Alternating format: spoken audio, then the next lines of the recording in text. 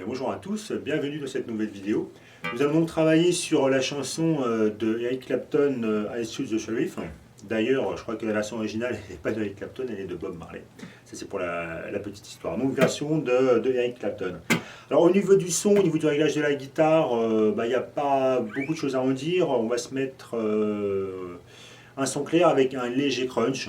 Donc, je pense que là j'ai utilisé ma Fender de façon à me rapprocher un petit peu du son de l'original. Je crois que c'est ce qu'il doit utiliser Clapton comme guitare sur cette chanson-là. Voilà, donc Fender si vous avez.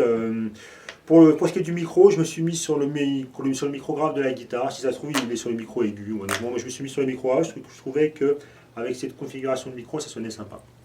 Voilà, donc vous pouvez faire un petit peu comme vous voulez, du moment où vous avez un son qui vous plaît. Bien, bref, alors rentrons un petit peu dans le vif du sujet. Alors, comment est-ce qu'on va commencer ça? Donc, c'est de la rythmique funk.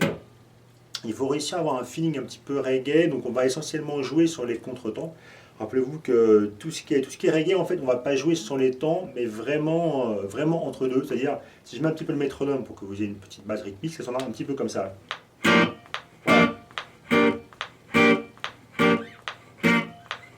Alors, la base de la rythmique reggae, c'est un peu ce type de rythme, c'est-à-dire on ne joue pas sur les temps. Si je joue sur les temps, ça ferait ça.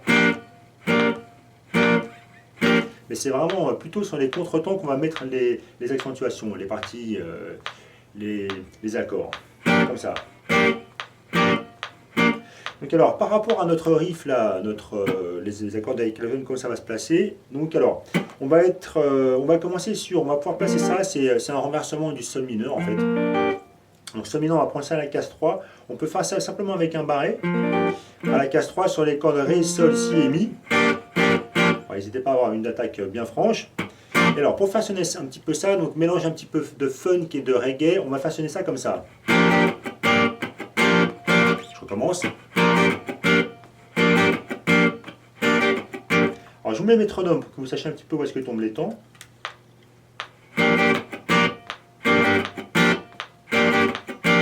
Voilà. Le rythme de base à choper c'est ça.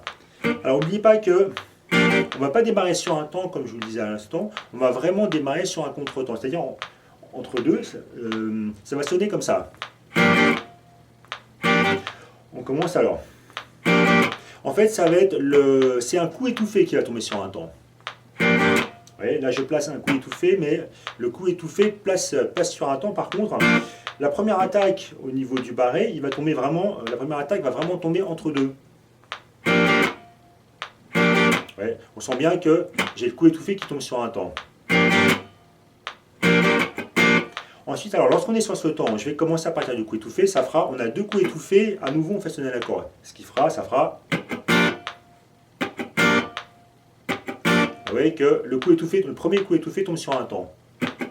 Ça fait 1, 2, 3, 1, 2, 3, 1, 2, 3. Si je place l'ensemble, je me suis trompé, je recommence.